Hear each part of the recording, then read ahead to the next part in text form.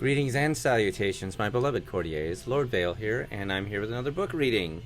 Today I have the privilege of reading a book sent to me by Isabel Donadio, and it's called Finishing is Happiness. So I figured, what an appropriate title for a book to read on Valentine's Day. Happy Valentine's Day to all of my viewers. I love you very dearly. I'll start by reading the back to you, and then I'll read a random passage from the book, and we'll talk a little bit about it. I'm very happy to be doing these shows, and I only get to when someone sends me a book. As you can see in the background, there's a few that have been sent to me. There's In a None Such Garden by the multi-talented movie star Tristan Risk. Awesome, my kids love that book. Stuck That Way in Other Quandaries by Julie Kuzma, my horror queen, she's amazing. Simone Lefray and the Chocolatiers Ball by the fantastic Steve O'Farrell, and many others you can see in the background, including books by Zintra Sullivan and Tanwir Dar and Anya Pavel and Anna Mosakat. Just fantastic books that I've gotten the privilege of reading for my shows. And there's great books of poetry that I read earlier, and so I'm very, very honored that I get to read this one today, because Isabel is a very dear friend of mine and just multi-talented herself, one of the hardest working people I know. And so I'll just dive right in. Finishing is Happiness. All right. Not enough time? Unsatisfied with your accomplishments? Just can't seem to do what needs to be done? This book can help. It takes you from procrastination to prosperity. It's the busy person's guide to getting results. Bottom line, if you want more happiness in your life, then start finishing the big ideas you started in the first place. Learn the 7 ways big idea entrepreneurs can become big business finishers. Understand the dream. Gather critical details. Become intuitively decisive. Be deeply disciplined. Incorporate deserving delegation. Start with doing. Avoid dangerous distractions. This book will break you through to the other side. Stop dreaming and start doing today with these pages of finishing best practices. Get out of overwhelm, stop worrying, and start taking action today. Isabel Donadio, Speaker House Publishing. So I'm going to pick a random passage from here. Looks like I've opened to lucky number 7, Playing the Odds. It's a very short book, so I don't want to spoil, so I'm not going to read too much from this, but I will talk about it. Chapter 7, Playing the Odds. Everything you are learning in this book is best practices designed to put all the odds in your favor. Playing the odds is just a series of little things you do moment in and moment out in order to raise the likelihood of your success to almost absolute. Going from a big idea entrepreneur to a big business finisher requires millions of everyday little decisions. Don't feel like you have to rush decisions, but you can't avoid them either. You need to accept the fact that every decision you have ever made has led you to right where you are now.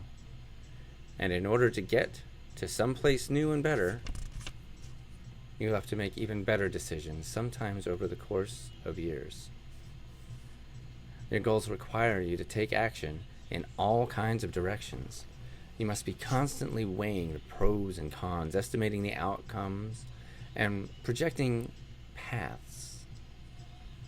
You must be decisive and act with confidence. The confidence thing is very important. Most of you know that I'm in film school, and I write pretty well. I'm not the greatest author of all time, but I do write pretty well. And at one point I turned in an assignment I wasn't quite sure about, so the writing was kind of iffy, and it was more like, well, and if we do this, and if we do that, and my instructor returned it to me unread once he didn't read it anything past that point, and said, if you're not going to write with confidence, don't write.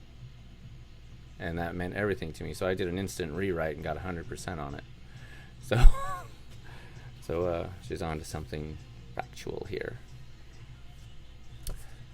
A part of being decisive is not only deciding on something, but sticking with the decision to see it through. Not to say you can't learn from decisions and make changes, but decisions are typically a process that get acted out over more than just one moment. Rarely will you come out ahead going back and forth once one piece of a decision is put in place. If you do the other steps, which if you read the book you will find out what those are, well then you are more likely to make good decisions. So trust in yourself to see it through and not prejudge an outcome that hasn't arrived.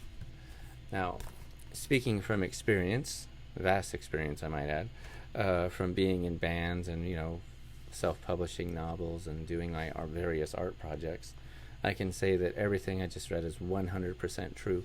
You don't just make a decision once, you make it every day. You make that same decision every day. Am I going to, in my case, record this song? Yes, I am. Am I done with this song? No. So I wake up the next day, am I going to record this song? Yes, I am. Am I going to write this screenplay? Yes, I am. And I have to keep making that decision every day until that screenplay is written, every day until that song is done, every day until that book is written. So, once you decide on something, just remember it's something you're always going to decide on. So if you're comfortable with always deciding on that, then you are definitely on the right track. And that's all I want to say about that, because I don't want to ruin the rest of the book. I do look forward to, reading the entirety. Once again, it's Finishing is Happiness by Isabel Donadio.